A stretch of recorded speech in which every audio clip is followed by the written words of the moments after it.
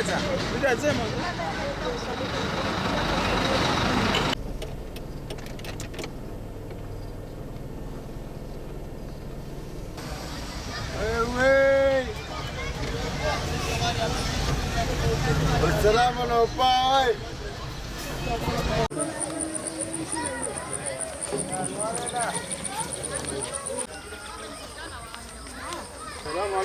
وعليكم السلام ورحمة الله وبركاته. ما شاء الله. ما شاء الله. ما شاء الله. حياك الله. السلام عليكم. وعليكم السلام ورحمة الله. الحمد لله. Sıraya gidiyor. Tamam 2 sıra olsun. Ha bir 2 sıra. Kızlar bu tarafa. Ama tek sıra olsun. Tek sıra olsun. Maşallah maşallah.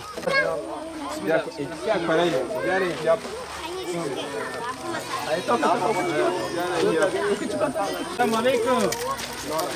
Selamun aleyküm. Selamun aleyküm. Gel buraya, gel buraya.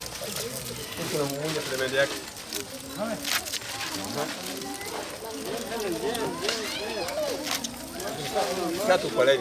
Selamun aleyküm.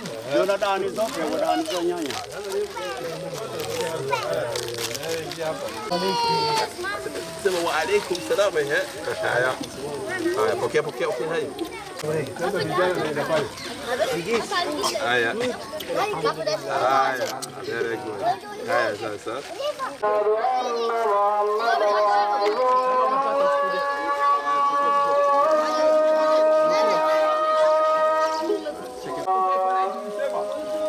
Pole nyumbani. Vem.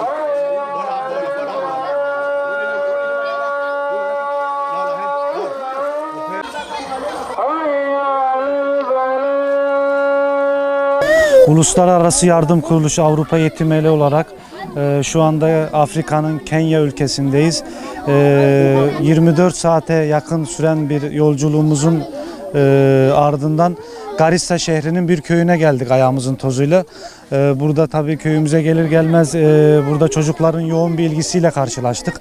Allah nasip ederse inşallah bu köyde de ve diğer köylerde de projelerimizi yapacağız.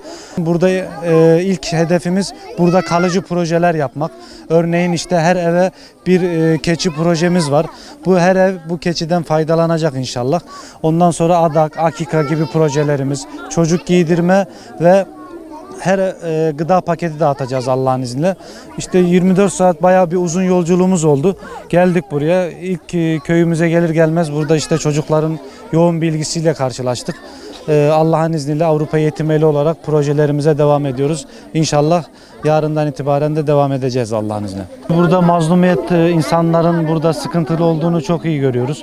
Öncelikle burada onların Avrupa Yetim Eli olarak burada sıkıntılarını gidermek, en azından ufak da olsa dertlerine bir derman olmak istiyoruz. Öncelikle burada Garissa şehrinde 300 bin kişi yaşıyor. Onların burada hem su sıkıntısı hem mescit sıkıntısı, çocukların okuma konusunda sıkıntıları var. Avrupa Yetim Eli olarak da biz de burada bir mescit açılışımız olacak Allah'ın izniyle. Bu mescit açılışımızda tabii ki sadece mescit olarak düşünmeyelim. Çünkü bu mescitte çocuklar ayrıyetten okul görevi de görüyor bu mescit. Bu okulda hem normal okul görevlerini görüyorlar hem de dini eğitimlerini alıyorlar burada. O yüzden bu şehirde tercih etmemizin sebebi geçmişten de buraya gelen arkadaşlarımızın bayağı tespiti oldu. Burada insanların bayağı mağdur olduğunu bizlere ilettiler. Biz de o yüzden bu Garissa şehrini tercih ettik. Öncelikle burada insanların çok mağdur olduğu ve susuzluk çektiğini görüyoruz. Ondan sonra evlerinde bayağı sıkıntı olduğunu görüyoruz. Evlerinin çatıları yok, yağmur yağıyor ve yağmurlarda bayağı mağduriyet yaşıyorlar. O yüzden biz burayı tercih ettik. Öncelikle bunlara yarınki projelerimizden elimizden geldiği kadar bir yardım edeceğiz. Ondan sonraki inşallah projelerimizde daha kalıcı bir projeler üretmeye çalışacağız Allah'ın izniyle.